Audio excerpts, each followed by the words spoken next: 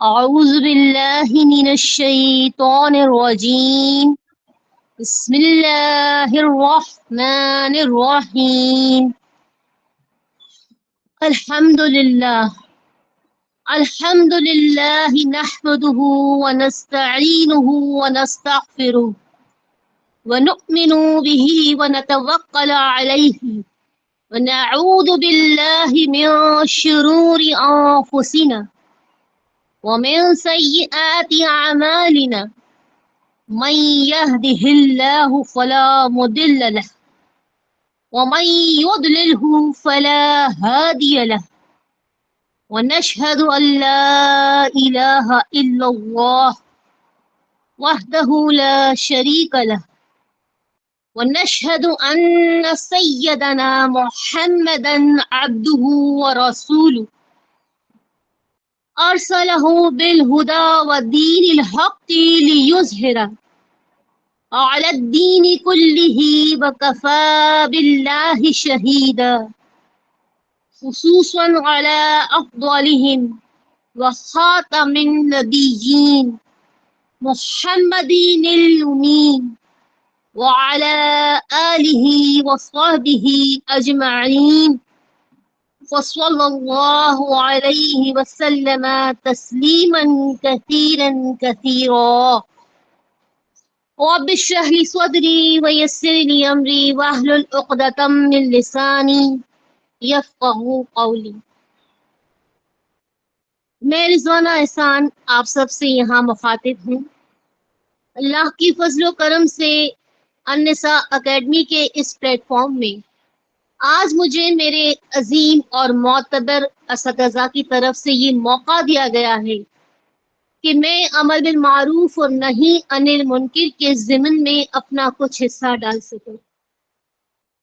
کچھ کہنے سے پہلے یہاں سب سے پہلے میں اللہ کی بارگاہ میں دعاگو ہوں کہ اللہ رب العزت مجھے حق بات کہنے کی توفیق مرحمت فرمائے اور آپ سب کو اور مجھ کو اسے سن کر عملی زندگی میں نافذ کرنے کی ہدایت عطا فرمائے.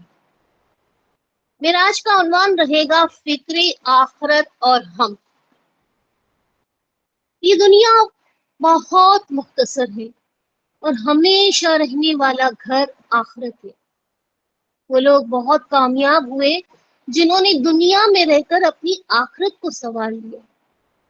یاد رہے کہ قرآن جہاں دنیا اور دنیا داروں کی مذمت کرتا ہے تو وہاں ہمیں یہ بھی بتا دیتا ہے کہ دنیا سے مراد کیا ہے.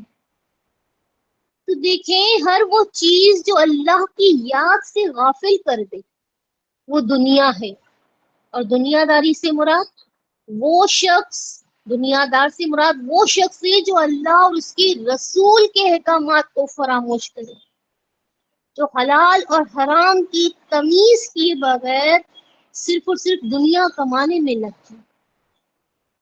سورہ اعلیٰ کی یہ آیت 16-17 میں اللہ تعالیٰ ارشاد فرماتے ہیں بل تؤثرون الحیات الدنیا والآخرۃ خیر وابقی، بلکہ تم جیتی دنیا کو ترجیح دیتے ہو اور آخرت بہتر اور باقی رہنے والی ہے. تو دیکھیے زندگی میں انسان کی دو ہی ترجیحات ہوتی ہیں، یا تو وہ دنیا کا طالب ہوتا ہے یا پھر آخرت کا. اب انسان جب ترجیحات کا سفر طے کرتا ہے تو اس کی ظاہری حالت سے ہی اندازہ ہو جاتا ہے کہ وہ دنیا کی طلب رکھ رہا ہے یا آخرت کی. اگر تو اس کا یہ سفر طلب دنیا ہے تو پھر بہت سارے دکھاوے، بہت ساری ریاکاریاں، بلکہ یوں کہیے کہ اداکاریاں تک اس کو ادا کرنی پڑتی ہیں. روز ایک نیا روپ دھار کر میدان میں اترنا پڑتا ہے. دنیا کی طلب میں جہاں تقاضے روز بدلتے ہیں تو روز انسان کی طبیعت بھی انہی تقاضوں کے تحت بدلتی ہے. منصوبے بنائے جاتے ہیں، پلاننگز ہوتی ہیں. نتیجتاً کیا ہوتا ہے کہ انسان کا دل سخت ہو جاتا ہے اور وہ اپنی بہت ساری اخلاقی اقدار کو ضائع کر دیتا ہے، دنیا کا حریص بن جاتا ہے، اور یہ حرص اس سے آخرت کی فکر چھین کر لے جاتی ہے۔ اور جب آخرت کی فکر چھین لی جاتی ہے، آخرت کی فکر ختم ہو جاتی ہے، تو پھر جانتے ہیں کیا ہوتا ہے؟ پھر یوں ہوتا ہے کہ وہ جو رشتے جو اللہ رب العزت کی نشانیاں ہوا کرتے ہیں، دنیا داری کی بھیٹ چرا دیا جاتا ہے، علم کا سودا ہونے لگتا ہے، مسردیں بکتی ہیں، یہاں تک کہ موت اپنی آغوش میں لے لیتی ہے۔ اور سورہ اعلیٰ کی پھر یہ آیت کہ آخرت بہتر اور باقی رہنے والی ہے، اس پر یقین آنے لگتا ہے۔ اور پھر انسان کیا چاہتا ہے؟ انسان چاہتا ہے کہ تھوڑی سی کچھ اور مہلت مل جائے۔ کہنے کا مطلب یہ ہے کہ جب انسان موت کو سامنے دیکھتا ہے نا، تو اس دنیا دار کو سمجھ آنے لگتا ہے کہ واقعی آخرت تو بہتر ہے، باقی رہنے والی زندگی تو بس وہی ہے۔ میں تو اس فانی زندگی کو ہی باقی سمجھتا رہا۔ پھر یہاں کیا ہوتا ہے؟ یہاں انسان چاہتا ہے کہ کچھ اور مہلت مل جائے، مہلت طلب کرنے لگتا ہے۔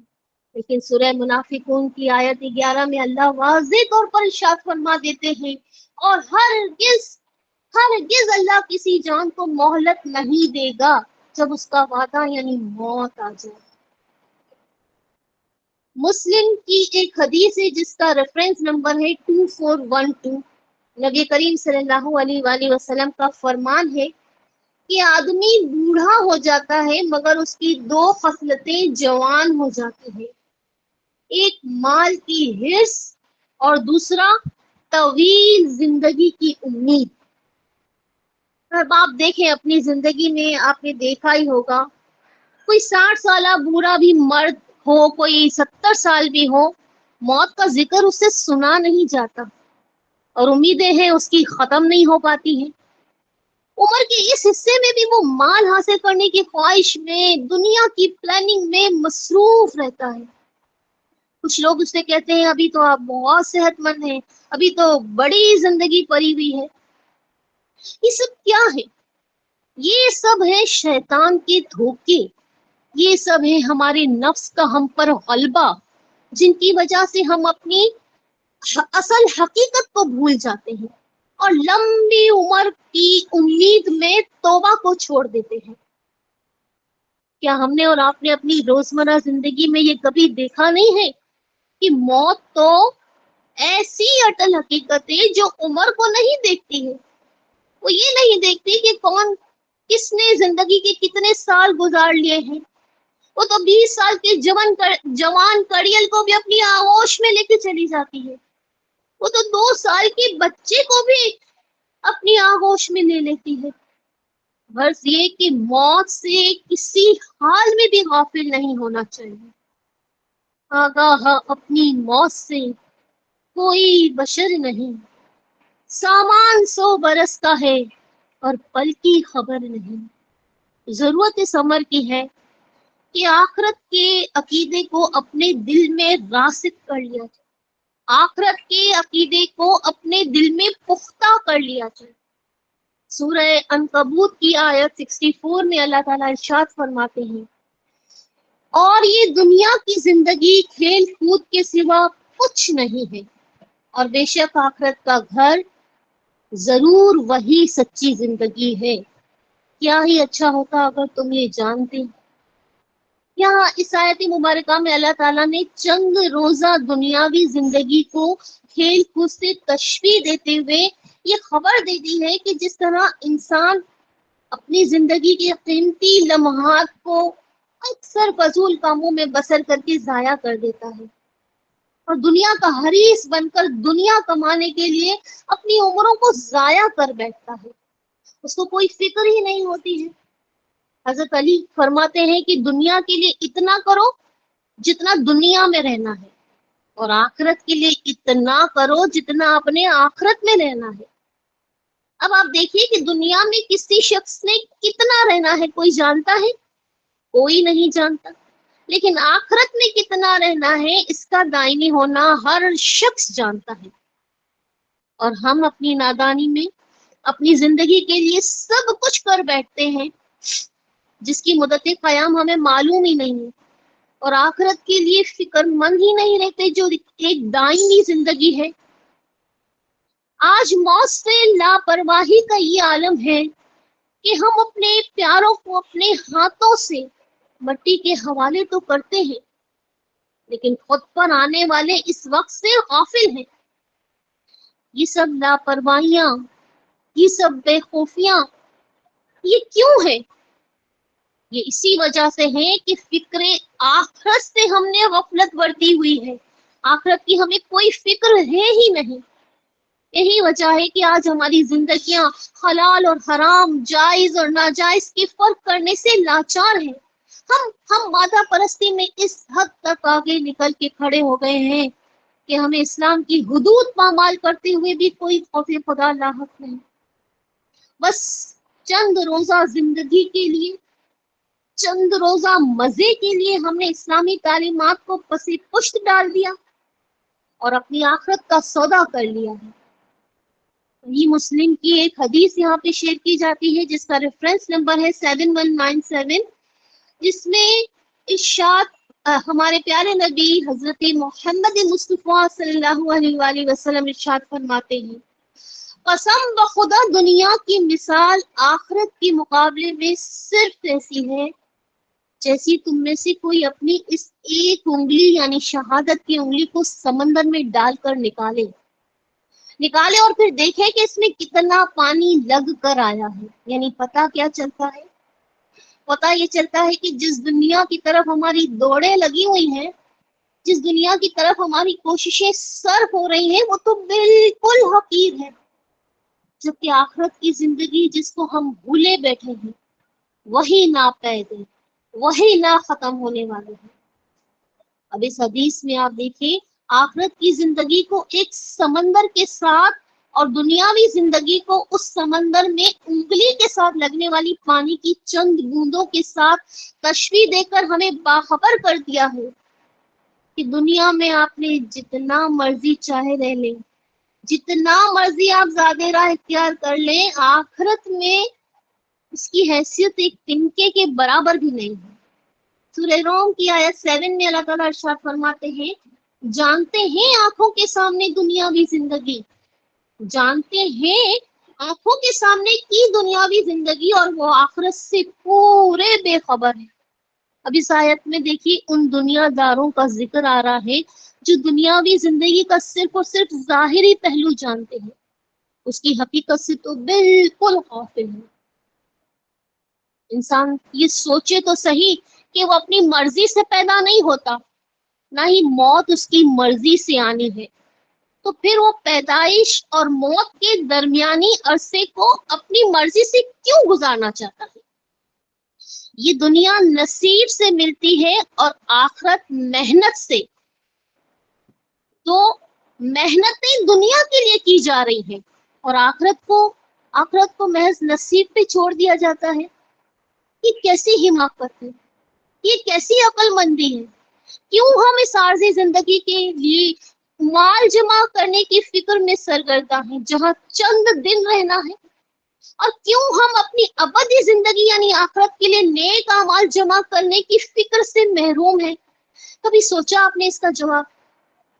آج سوچیں گے تو جواب ملتا ہے کہ we forget our motives، ہم تو بھولے گئے ہیں کہ ہمیں پیدا کیوں کیا گیا تھا، ہم تو یہی بھول گئے ہیں کہ ہمارا نسب العین کیا تھا، ہم تو یہی بھول گئے ہیں کہ ہماری تخلیق کا مقصد کیا تھا۔ روزانہ صبح گھر سے نکلتے ہیں کس مقصد کے لیے؟ صبح سے شام تک ہماری کوششیں، ہماری تگ و دو، ہماری محنتیں کس کے حصول کے لیے صرف ہو رہی ہیں؟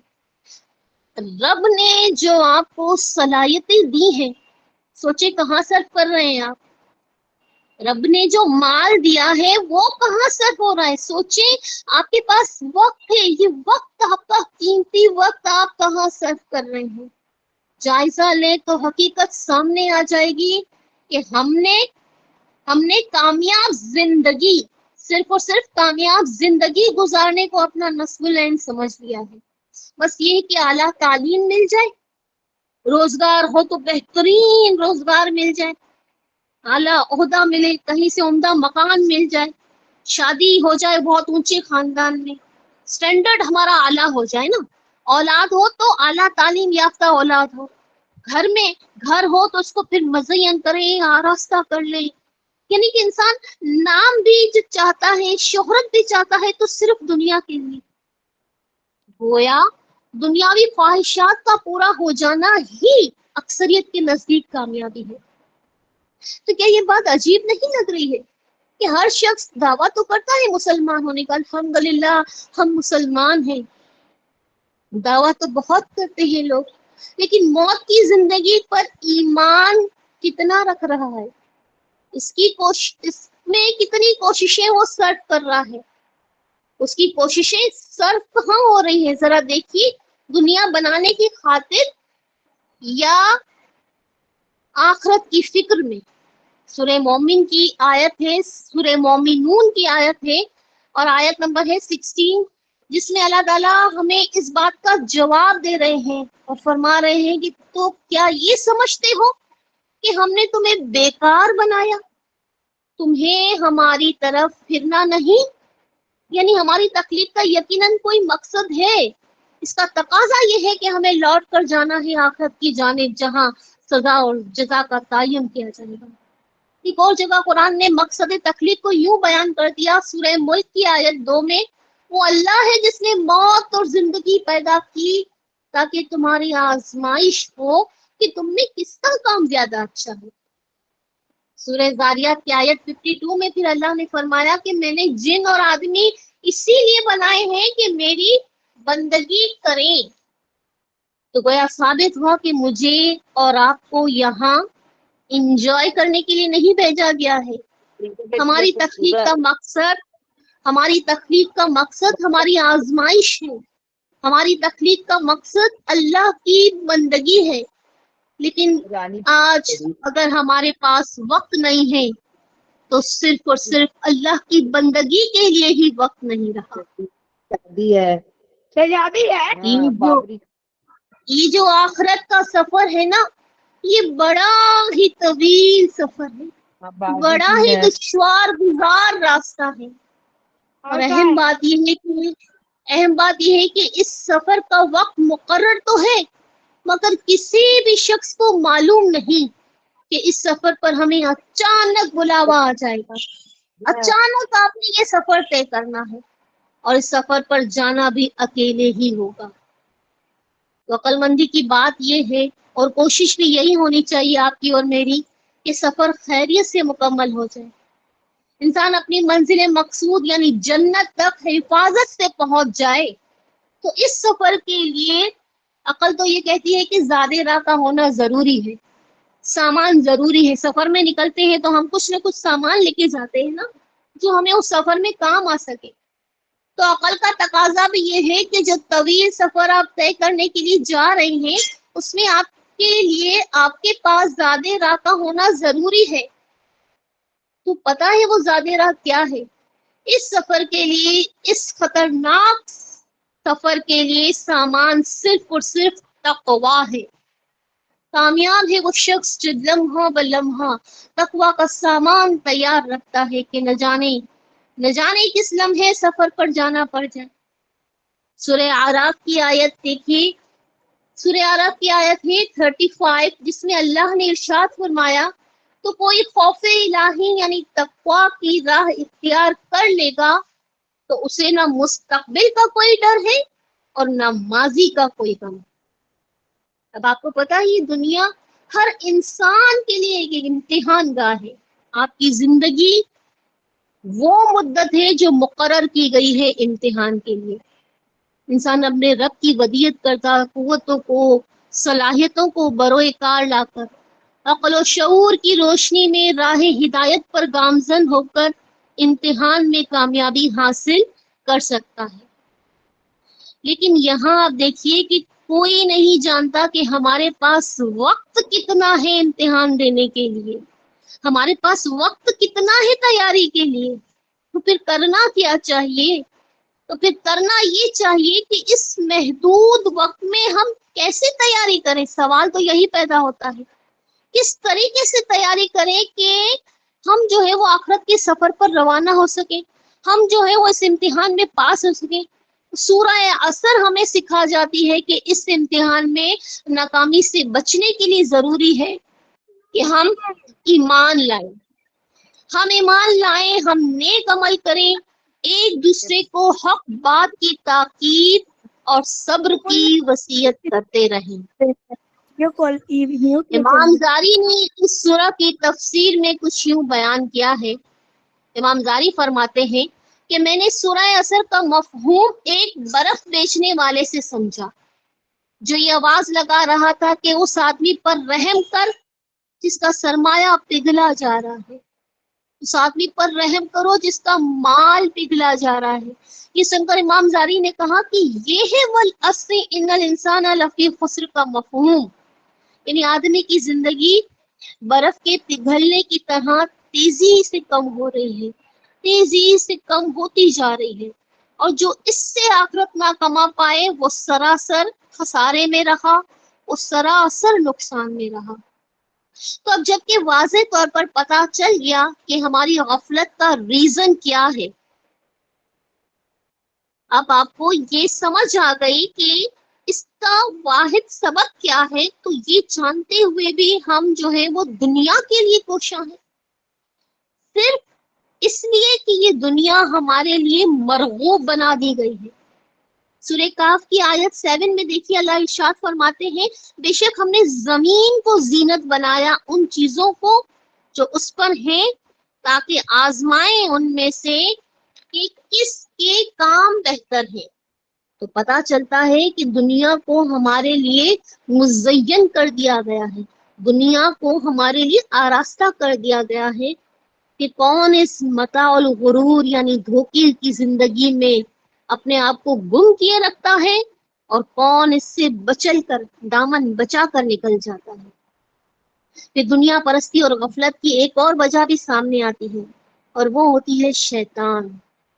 شیطان آپ کے ذہن میں وسوسے ڈالتا ہے کہ یہ کام تو بہت اچھے ہیں۔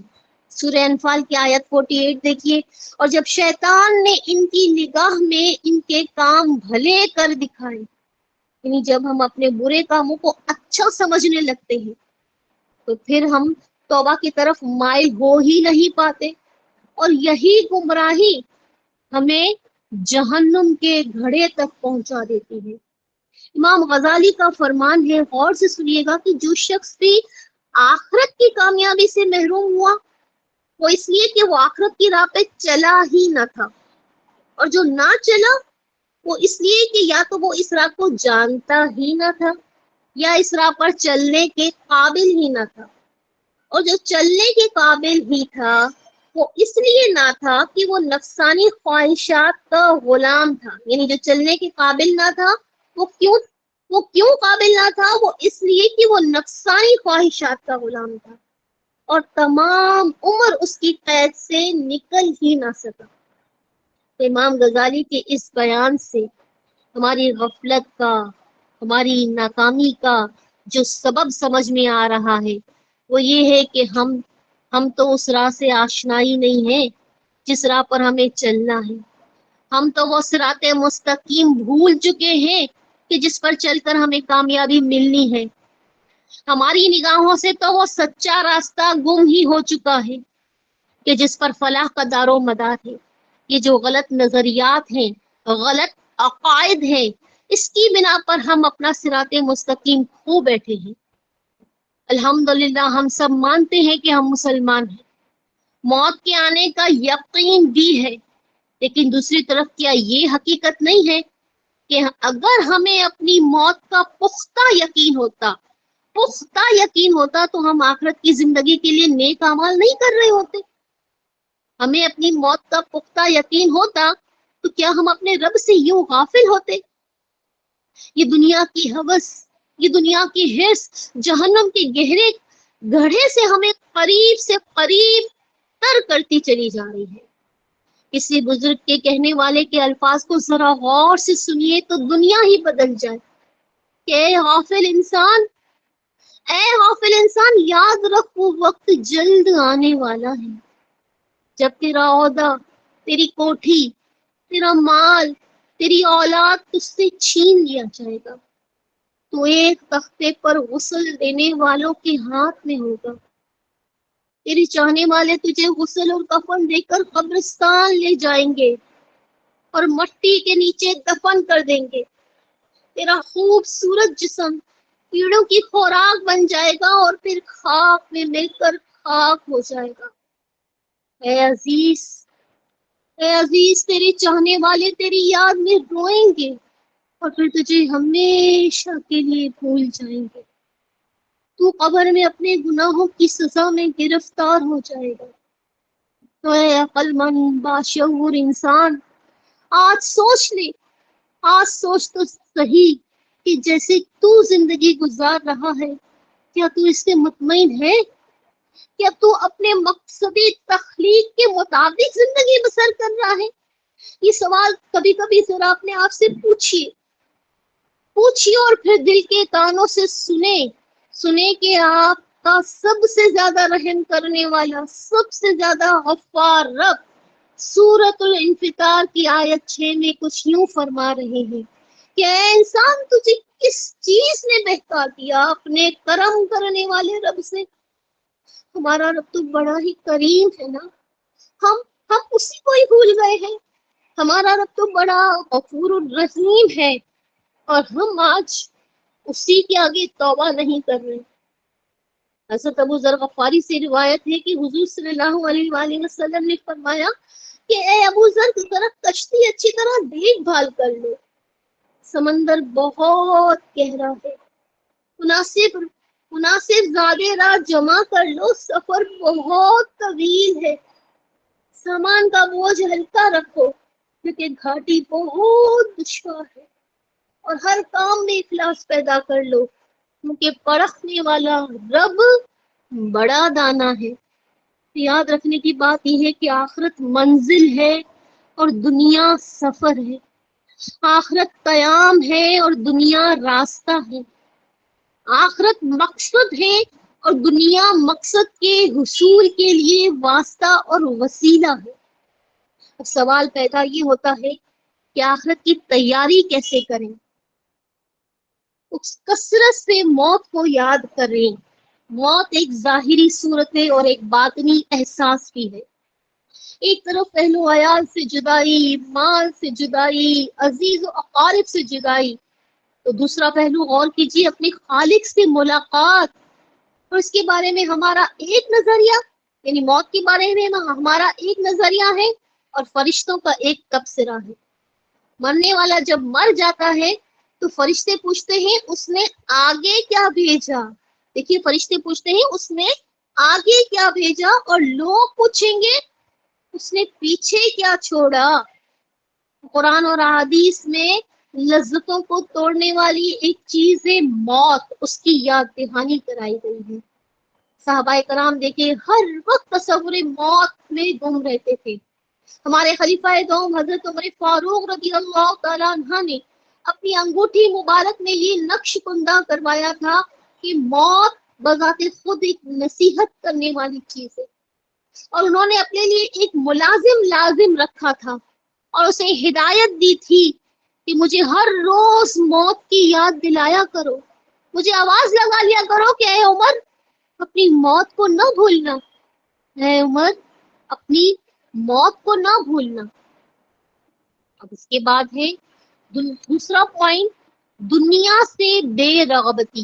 سنن ترمذی کی حدیث ہے 2322، میں نے حضور صلی اللہ علیہ وآلہ وسلم سے سنا، بے شک دنیا ملعون ہے اور جو کچھ دنیا میں ہے وہ بھی ملعون ہے سوائے اللہ کی یاد کے اور اس چیز کے کہ جس کو اللہ پسند کرتا ہے، یا عالم یعنی علم والے، اور متعلم یعنی علم سیکھنے والے۔ تو ثابت کیا ہوتا ہے؟ ثابت یہ ہوتا ہے کہ دنیا کو یہاں پر بالکل اس حدیث کی روشنی میں حقیر سمجھا گیا ہے، اس پر لعنت کی گئی ہے، اس کی رنگینیوں کو، اس کی زینت کو حقیر سمجھا گیا ہے۔ اچھر کے ایک پر کے سوا جو ہے وہ اس کی کوئی حیثیت نہیں ہے یہ دنیا۔ تو وہ لوگ جو دنیا حاصل کرنے کی جد و جہد کر رہے ہیں، ان کی جد و جہد آبس ہے، بیکار ہے، سوائے ان لوگوں کے لیے جو دنیا میں اپنے اللہ کو یاد کرتے ہوئے اللہ کے احکام کے مطابق زندگی گزار کر چلے جاتے ہیں۔ اور اللہ کو پھر دو چیزیں بہت پسند ہیں، اللہ کو دو لوگ بہت پسند ہیں، اللہ کو ایک متعلم یعنی جو علم سیکھ رہا ہے، آپ اور میں علم سیکھنے کے دائرے میں آ رہے ہیں، یہ بڑا پسند ہے اگر ہم اپنی نیت کو خالصتاً اللہ کے لیے کر لیں۔ اور ایک وہ عالم جو ہمیں علم دے رہا ہے، تو یہ دونوں چیزیں اللہ تعالیٰ کو دنیا میں بے حد پسند ہے۔ اس کی امپورٹنس بھی اس حدیث سے ثابت ہو جاتی ہے۔ اس کے بعد جو ہے وہ ہم کیسے کریں آخرت کی تیاری، تو اس کے لیے آخرت کی فکر کے لیے اس فانی دنیا سے بے رغبتی اختیار کرنی ہوگی۔ صحیح البخاری کی حدیث ہے 6416، جس میں حضور صلی اللہ علیہ وآلہ وسلم ارشاد فرماتے ہیں کہ دنیا میں ایسے رہو جیسے کوئی اجنبی یا مسافر۔ اگر تمہیں شام تک زندگی ملے تو صبح تک کی زندگی کی امید مت رکھو، اور صبح تک کی زندگی ملے تو شام کی امید مت رکھو، اور بیماری سے قبل صحت کو غنیمت جانو۔ ہر روز آپ کی نماز ایسی ہو کہ وہ آخری نماز آپ ادا کر رہے ہیں۔ کوئی تو سجدہ ایسا طویل کر لیا جائے یہ سوچ کر کہ شاید یہ میری زندگی کا آخری سجدہ ہو۔ کوئی ایسی نیکی کریں یہ سوچ کر کہ شاید یہ آخری نیکی ہو۔ نیکی کا کوئی موقع ہاتھ سے نہ جانے دے، چاہے وہ بہت معمولی ہی نیکی کیوں نہ ہو۔ پھر اس کے بعد ہے اعمال صالحہ کی وجہ کرو۔ انسان کے لیے سب سے بہترین ساتھی اس کے اعمال ہیں، اس کے نیک اعمال، باقی سب یہاں پر عارضی ہیں۔ سورہ عنکبوت کی آیت نمبر 6 میں اللہ تعالیٰ ارشاد فرماتے ہیں کہ جو شخص عمل صالح کی کوشش کرتا ہے تو وہ اپنے ہی فائدے کے لیے کرتا ہے، اور بے شک اللہ سارے جہان والوں سے بے نیاز ہے۔ یعنی یہاں ہمیں پتا چلتا ہے کہ ہم جو بھی عمل کریں ہمارا یہ عمل جو ہے وہ اللہ کی رضا کے لیے خالصتاً ہونا چاہیے۔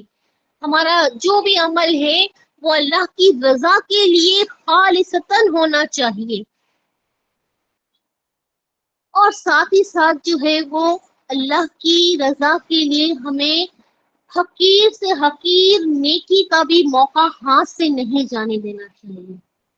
یہاں پر میں آپ سے ایک چھوٹی سی ایک حکایت ضرور شیئر کروں گی، ہو سکتا ہے کہ اس سے زندگی بدل جائے۔ حضرت حسن بصری رحمت اللہ علیہ فرماتے ہیں کہ میں ایک نماز جنازہ میں شریک ہوا تو ایک چھوٹی لڑکی اس جنازے کے ساتھ روتی ہوئی جا رہی تھی۔ اس لڑکی نے کہا بابا جان میری زندگی میں آج کے دن کی طرح کوئی دن نہ آئے گا۔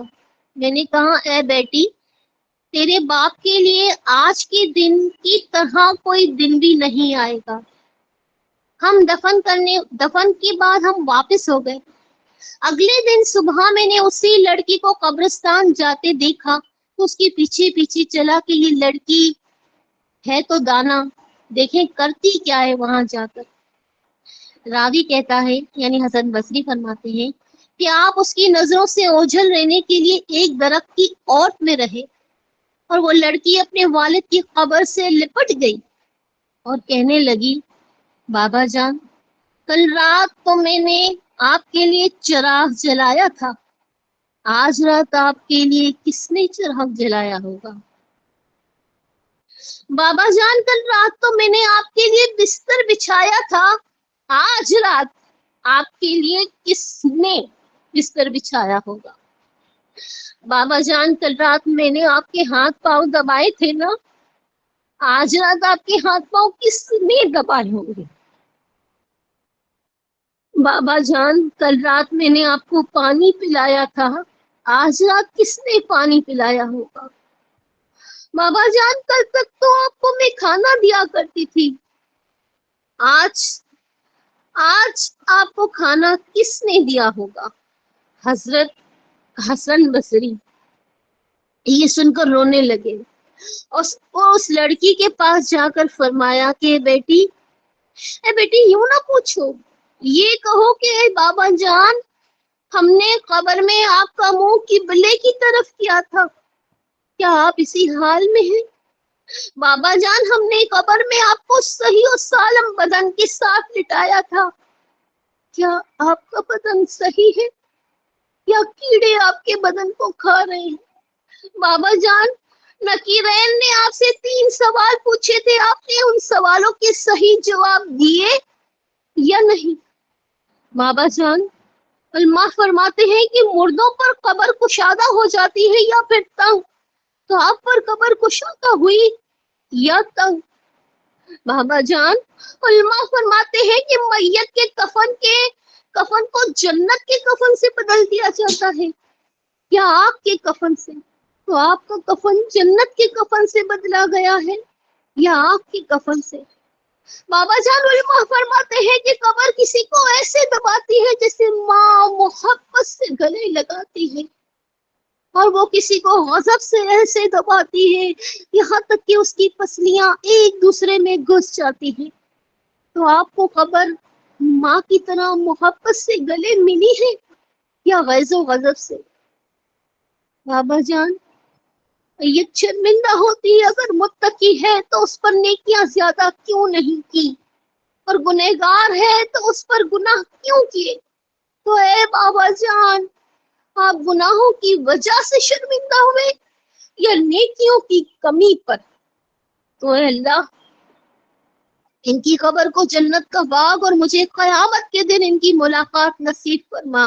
یہ سن کر لڑکی نے کہا کہ اللہ آپ کو جزا دے، اللہ آپ کو جزا دے، آپ نے بہت اچھی نصیحت کی ہے اور مجھے غفلت کی نیند سے بیدار کیا ہے۔ تو یہاں یہ نصیحت ہم سب کے لیے بھی ہے، یہاں یہ نصیحت ہم سب کو بھی یاد رکھنی چاہیے، ہم سب کو بھی اپنے گناہوں سے سچی توبہ کی توفیق ضرور اور ضرور اپنے پروردگار سے مانگنی چاہیے۔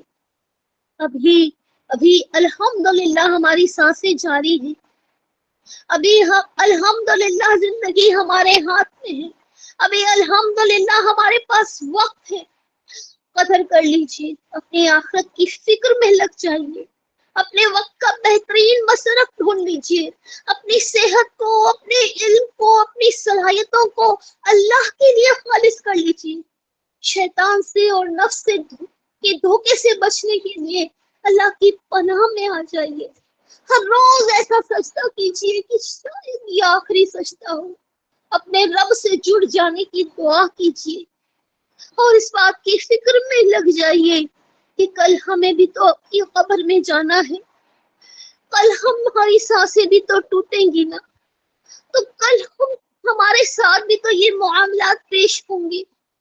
یاد رکھیے، ہمیں اپنا قبر جنت کے کفن والا کفن چاہیے، یاد رکھیے ہمیں اپنی قبر ایسی چاہیے کہ ماں محبت سے گلے لگا لے، یاد رکھیے کہ ہم متقی ہو کر اپنی قبر میں جائیں۔ تیاری ہمیں آج سے شروع کرنی ہے، بلکہ اپنے ابدی گھر میں جانے کی فکر ہمیں آج سے ہی شروع کر دینی ہے۔ جگہ جی لگانے کی دنیا نہیں ہے، جگہ جی لگانے کی دنیا نہیں ہے، یہ عبرت کی جا ہے، تماشا نہیں ہے، یہ عبرت کی جا ہے، تماشا نہیں ہے۔ سبحانک اللہم و بحمدک، اشہد ان لا الہ الا انت، استغفرک واتوب الیک۔ جزاکم اللہ خیرا کثیرا واحسن الجزاء فی الدنیا والآخرہ۔ السلام علیکم ورحمۃ اللہ وبرکاتہ۔